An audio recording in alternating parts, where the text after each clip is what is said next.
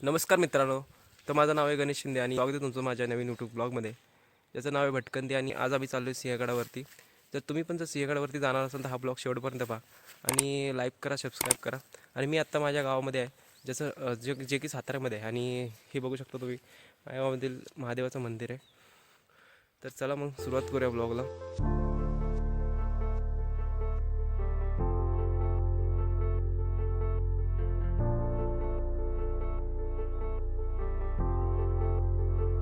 पुणे जिल्ह्यातील ऐतिहासिक वारसा असलेल्या सिंहगड किल्ला याला आज आपण भेट देणार आहोत. सातारा ते सिंहगड प्रवासाचा मार्ग. सातारा ते सिंहगड हे अंतर साधारणपणे 100 ते 110 किमी असून प्रवासासाठी 2 ते 2.5 तास लागतात. मुख्य मार्ग सातारा, शिरवळ, खेड, शिवापूर, कोंढणपूर, सिंहगड, पायथा. प्रवास साधने: खाजगी वाहन सातारा पुणे महामार्गावरून NH48 वरून खेड शिवापूर टोल नाक्याच्या पुढे गेल्यावर डाव्या बाजूला कोंढणपूरकडे जाणारा रस्ता लागतो.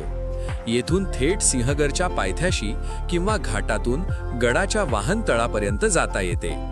सार्वजनिक वाहतूक: सातारा येथून पुण्याला स्वारगेट येथे जाणारी बस पकडावी.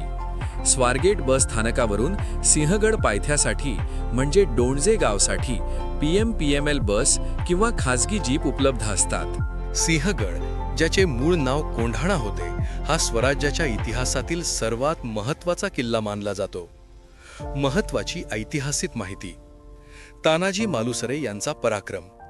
1670 मध्ये नरवीर तानाजी मालुसरे यांनी प्राणांची आहुती देऊन हा गड जिंकला. त्यांच्या बलिदानानंतर छत्रपती शिवाजी महाराज म्हणाले होते, गड आला पण माझा सिंह गेला. म्हणूनच या गडाचं नाव सिंहगड ठेवण्यात आले. समुद्र सपाटीपासून उंची सुमारे 4400 फूट. स्थान: सह्याद्रीच्या भुलेश्वर रांगेवर पुण्याच्या नैऋत्येला. गडावरील प्रमुख आकर्षणे: नरवीर तानाजी मालुसरे समाधी.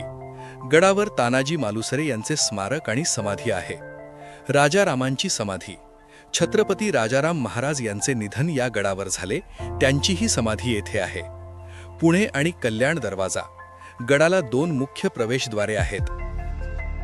किल्ल्यावर अनेक प्राचीन आणि ऐतिहासिक मंदिरे आहेत, जी या गडाच्या धार्मिक आणि सांस्कृतिक वारशाची साक्ष देतात.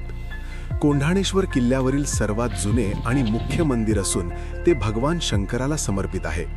कोंढाणेश्वर हे मंदिर गडाच्या सर्वोच्च टोकावर स्थित आहे. असे मानले जाते की या मंदिराच्या नावावरूनच या किल्ल्याला पूर्वी कोंढाणा हे नाव पडले होते. या मंदिरातील कोरीवकाम सुमारे 2000 वर्षांपूर्वीचे असल्याचे सांगितले जाते. अमृतेश्वर हे मंदिर किल्ल्याच्या दक्षिण भागात असून ते भगवान शिव, अमृतेश्वर आणि भैरवी यांना समर्पित आहे.